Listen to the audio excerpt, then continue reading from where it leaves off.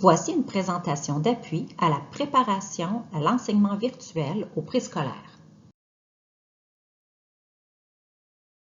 Pour le bien-être de nos élèves, il est temps plus que jamais de partager nos meilleurs outils technologiques et nos ressources éducatives afin de permettre la poursuite des apprentissages.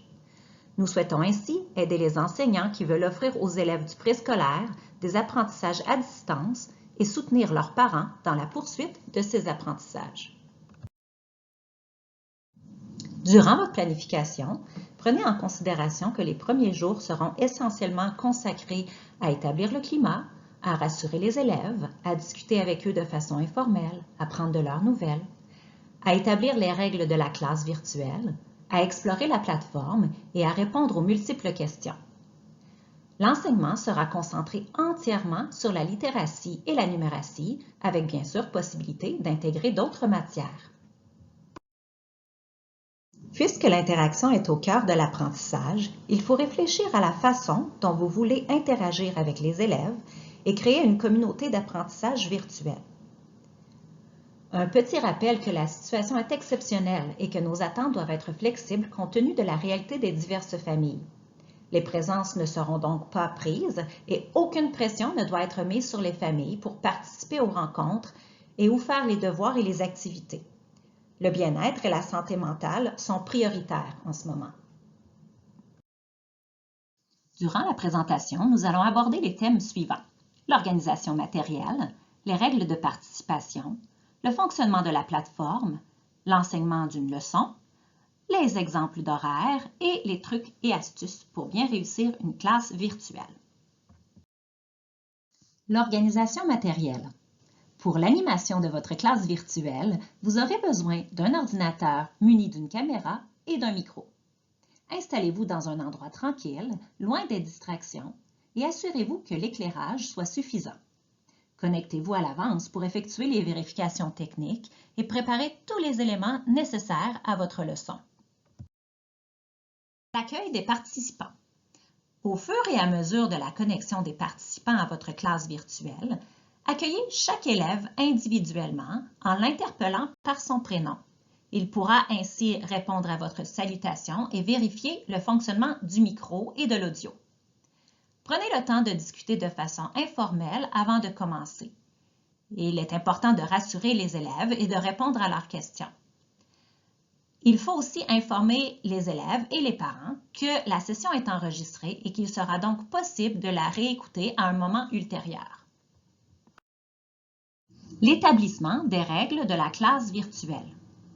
Afin de faciliter le déroulement de la classe, créez vos règles d'or et partagez-les avec vos élèves. Par exemple, une règle pourrait être « Lorsque l'enseignant parle, ton micro est fermé » ou encore « Tu dois signaler une question dans la boîte de clavardage et attendre ton droit de parole pour la poser ». Expliquez le fonctionnement de la plateforme. Montrez comment faire pour poser une question, faire la démonstration du clavardage. Gardez en tête que le parent doit être capable de naviguer dans la plateforme puisqu'il sera sans doute la personne responsable pour extraire des documents ou encore pour déposer les preuves d'apprentissage. Naviguez dans la plateforme pour que l'élève se familiarise avec les onglets et les fonctionnalités. Le fonctionnement de la leçon. Il faut informer l'élève et le parent de la structure de la leçon du jour. De plus, il faut prévoir à l'avance le matériel nécessaire à l'élève pour la tâche de la journée, de manière à ce que les élèves arrivent prêts. Gardez en tête qu'il peut être très difficile pour les familles d'imprimer des fiches de travail. Optez plutôt pour de la manipulation. L'enseignement d'une leçon. Durant l'enseignement, soyez bref. Allez droit à l'essentiel. Donnez des exemples clairs. Prévoyez une période de questions et ajoutez des pauses actives afin de maintenir l'attention des élèves. Vous pouvez offrir, à un moment ultérieur, un appui en petits groupes ou en individuel si nécessaire. Il serait préférable que les activités suggérées soient des activités de manipulation, plutôt que des fiches d'exercice papier-crayon. N'oubliez pas de différencier et d'adapter les activités proposées en fonction des besoins des élèves, notamment ceux qui bénéficient d'un PEI. Voici des suggestions de différenciation en contexte virtuel.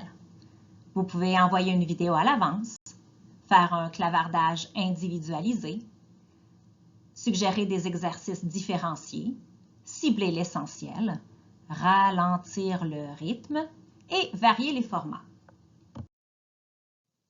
La pédagogie derrière l'enseignement virtuel. Lorsque les règles sont bien établies au niveau de l'organisation et de la collaboration, il convient de commencer, selon l'horaire établi, les activités de littératie et de numératie. Gardez en tête l'importance de l'interaction avec les élèves, les attentes réalistes face à la participation de ceux-ci, la gestion adéquate du temps de rencontre, préconisez les résolutions de problèmes, soyez dynamique, proposez des activités riches et formez un réseau entre collègues interdisciplinaires. En maternelle jardin, l'enseignant ou l'enseignante et l'éducatrice sont responsables de l'enseignement à distance qui sera proposé aux enfants de la classe. Il est donc possible de diviser la classe en deux et de donner la leçon 2 fois ou de partager l'animation entre l'équipe pédagogique. La constance et la stabilité dans la structure de l'horaire sont essentielles. Voici 2 exemples d'horaires au préscolaire. Veuillez noter que la durée de la session peut varier allant de 30 à 45 minutes. L'heure du conte. L'histoire peut être préenregistrée ou racontée en direct. Choisissez des histoires courtes et vivantes. Assurez-vous d'avoir une composante visuelle comme des images, des marionnettes ou des costumes. Changez souvent le ton et l'expression de votre voix pour garder l'attention des élèves. Proposez des activités en lien avec l'histoire à la suite de la lecture. Travaillez des éléments de la conscience phonologique tout au long de la lecture. Par exemple, on peut trouver la lettre du jour, trouver des rimes, des sons, des syllabes dans le texte ou des mots plus littéraires dans l'histoire. Les mathématiques. Souvenez-vous que le matériel à la maison peut être limité, mais qu'il peut rendre les mathématiques plus authentiques pour les élèves. Optez pour la manipulation. Gardez les éléments sous-jacents du dénombrement et quantité en tête lorsque vous proposez des activités.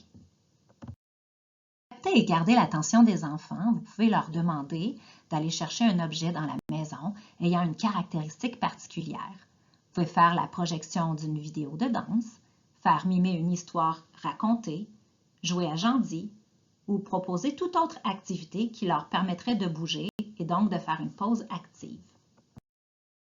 Les messages à transmettre aux parents. Veuillez, s'il vous plaît, connecter votre enfant 5 à 10 minutes à l'avance pour lui permettre de tester son matériel. Veuillez à ce que votre enfant soit dans un environnement calme et sans distraction dans la mesure du possible lors de la classe virtuelle. Si vous rencontrez un problème technique, nous vous offrirons le support nécessaire après le cours. Vous aurez l'occasion de réécouter avec votre enfant la leçon à un moment ultérieur.